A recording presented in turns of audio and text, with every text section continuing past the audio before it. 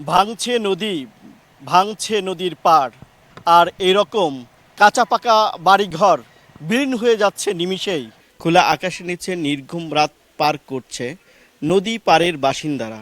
গত এক সপ্তাহ ধরে প্রবল স্রোতের কারণে এমন নদী ভাঙনের শিকার হলেও প্রশাসনের নেই কোনো নজরদারি বা কার্যকরী ব্যবস্থা।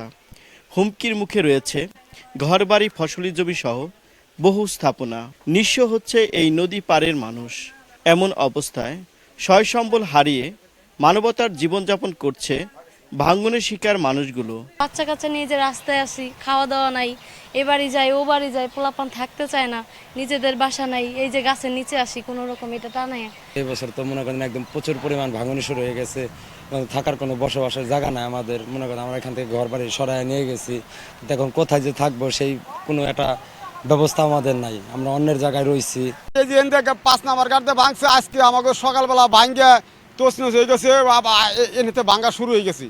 হ্যাঁ, আমাকে বাড়ি থাই টানটা যদি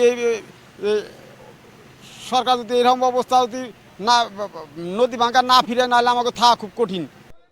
এদিকে আজ বিকেলে তারেক রহমানের নির্দেশে মানিকগঞ্জের ভাঙ্গন এলাকা পরিদর্শন করেছেন বিএনপির কেন্দ্রীয় নির্বাহী কমিটির সদস্য এস এ কবির জিন্না। এ সময় তিনি ভিটা বাড়ি হারা মানুষের সাথে কথা বলেন এবং তাদের খোঁজ খবর নেন। এ সময় তার সাথে ছিলেন জেলা ও উপজেলা বিএনপির বিভিন্ন স্তরের নেতাকর্মীরা।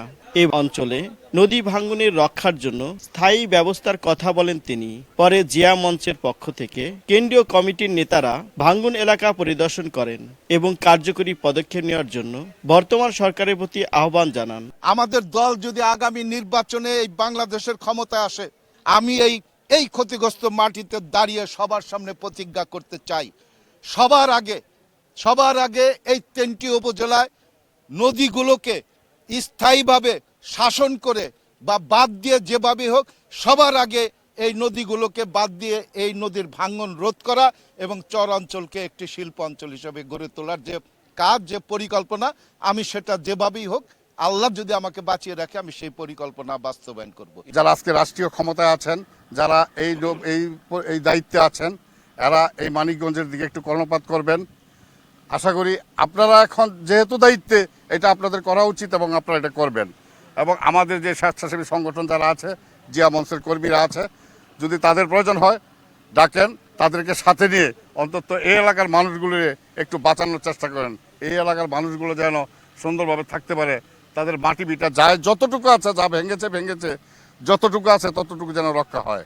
মানিকগঞ্জের পাটুরিয়া ঘাট সহ এই অঞ্চলের কয়েকটি গ্রাম এখন নদী ভাঙ্গনের হুমকিতে রয়েছে শিক্ষা প্রতিষ্ঠান সহ নানা স্থাপনা।